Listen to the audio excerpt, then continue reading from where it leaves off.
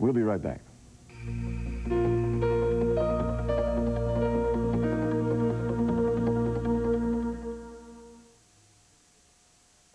Reports of new threats against the United States from international terrorist Osama bin Laden. A decision on whether to appoint a special prosecutor in the Jean-Benet Ramsey case. Are students worried about violence as they head back to school? The Night Beat is next.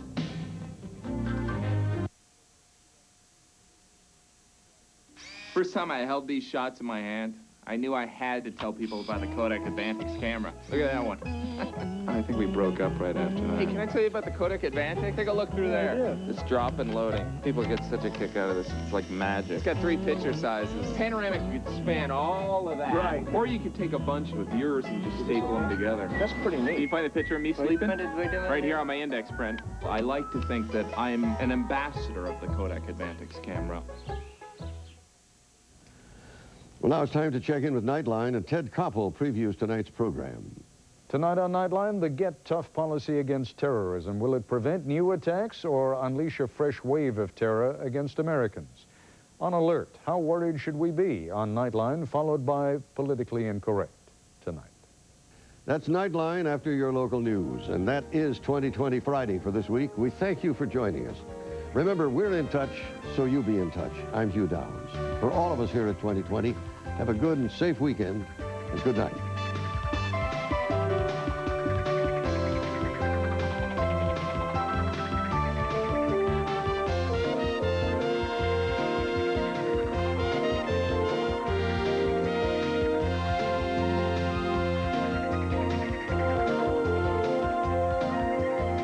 To order a video cassette or transcript of tonight's 2020 Friday, call 1-800-CALL-ABC.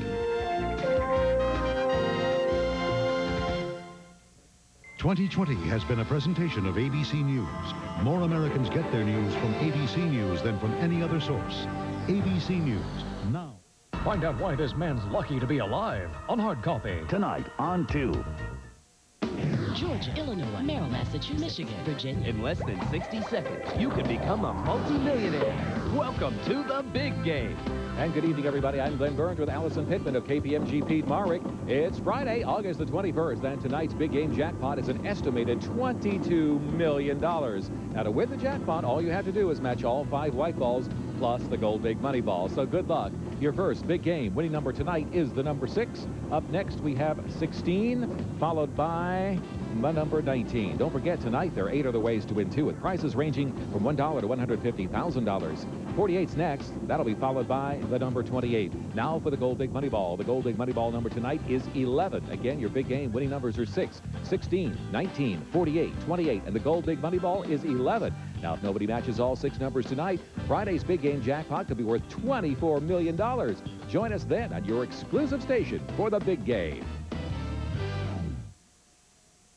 Chief Meteorologist Glenn Burns, only on Channel 2 Action News. Live, local, late breaking. Now, coverage you can count on. This is the Channel 2 Action News Night Beat at 11. A Pakistani newspaper reports suspected terrorist Osama bin Laden is ready for war with the United States. Arabs in the Middle East demonstrate in protest of the U.S. missile strikes. And President Bill Clinton returns to Martha's Vineyard with the majority of American people standing behind his decision to attack. Good evening. I'm Monica Kaufman. And I'm John Pruitt. For the latest developments on the airstrikes in the Middle East, let's join Channel 2's Bridget Langmaid in Washington. President Clinton has left Washington tonight. He's back in Martha's Vineyard continuing a family vacation. But he leaves knowing the military strike he ordered yesterday was a success, as evidenced by these amazing pictures. This is Ground Zero, the aftermath of a barrage of U.S. Tomahawk missiles aimed at taking out terrorism. The strikes in Sudan and Afghanistan are a success, and military leaders say moderate to heavy damage has been done. I think we clearly have done considerable damage to those who are there, terrorist infrastructure of bin Laden. But bin Laden's reign of terror may be far from over. Today, he issued a new threat that he will continue to target Americans. And that has military leaders bracing America for a long war against terrorism. This is a long-term struggle, that these people are dedicated to destroying innocent people wherever they can find them, and we are determined to protect them. And as for the questions about the timing of President Clinton's military strike, today the White House is hopeful the American people will support their commander-in-chief. I think they'll be pleased that the president acted to diminish this threat to them. And today, following a military briefing on Capitol Hill, even some of the president's strongest critics finally agreed there was a need for yesterday's military strike. And today, military leaders saying they will not rule out the possibility for more strikes in the future. In Washington, Bridget Langmaid, Channel 2 Action News. Most Americans are backing President Clinton's decision to attack suspected terrorist sites. A CNN USA Today poll found 2/3 of those questions support the president's decision. An ABC poll puts the majority of those behind the president at 80%, and an NBC poll found that about half of the people asked are in favor of the presidential decision. Tonight, members of one group here in Atlanta spoke out against the U.S. attack on Afghanistan and Sudan, but that's the exception, not the rule. Most other responses to the raids has been positive.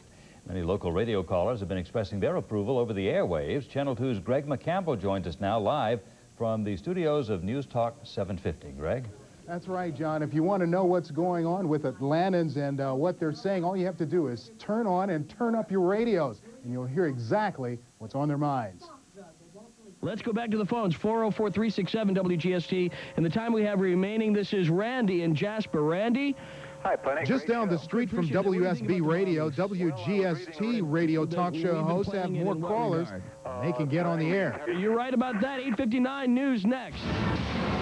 Talk show host Ian Punnett says Atlantans are 100% behind the White House attack. He says many listeners have brought up the movie Wag the Dog, where the storyline depicts a president who creates a war to get his sex scandal off the front pages. The response has been...